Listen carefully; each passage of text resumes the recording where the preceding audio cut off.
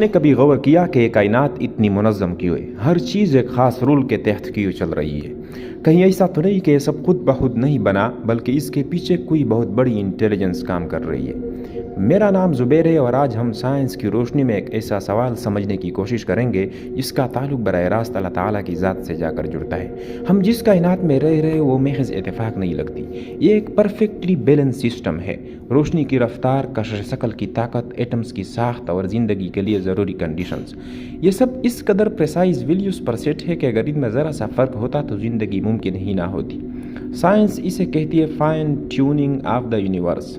अब सवाल ये है कि फ़ाइन ट्यूनिंग खुद ब खुद हो गई या किसी ने इसे जानबूझकर डिज़ाइन किया।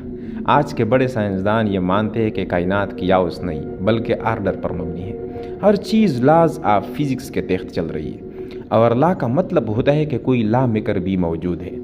यही वो नुक्ता है जहाँ साइंस रुक जाती है और शऊर बोलना शुरू करता है। अब ज़रा इंसान को देखे, इंसान सिर्फ एक जिस्म नहीं, ये एक कॉन्शियस बीइंग है। हम सोचते हैं, सवाल करते हैं, सही और गलत में फ़र्क जानते हैं। साइंस आज तक ये एक्सप्लेन नहीं कर सकी कि कॉन्शनेस कहाँ से आई। दिमाग न्यूरॉन से बना है, लेकिन ख्याल, एहसास और शऊर किसी माइक्रोस्कोप में नज़र नहीं आता। यह साइंस खुद मानती है कि कॉन्शनेस अभी तक एक मिस्ट्री है और यही मिस्ट्री इंसान को उस सवाल की तरफ ले जाती है कि क्या ये सब महज केमिकल रिएक्शंस है या इसके पीछे कोई आला शऊर मौजूद है। यह कुरान हमें आंधा ईमान नहीं सिखाता, बल्कि बार बार कहता है सोचो, गौर करो, आसमानों और ज़मीन को देखो। यही तो साइंस का असल मकसद है। आज मॉडर्न कॉस्मोलॉजी ये कहती है कि कायनात का एक आगाज़ था, द बिग बैंग, और जो चीज़ शुरू होती है उसका कोई काज होता है। कुछ नहीं से कुछ खुद बहुत पैदा नहीं होता। ये लॉजिक है, ये फ़िलासफ़ी है और ये साइंस भी मानती है। तो फिर सवाल ये बनता है, इस आगाज़ का काज किया था?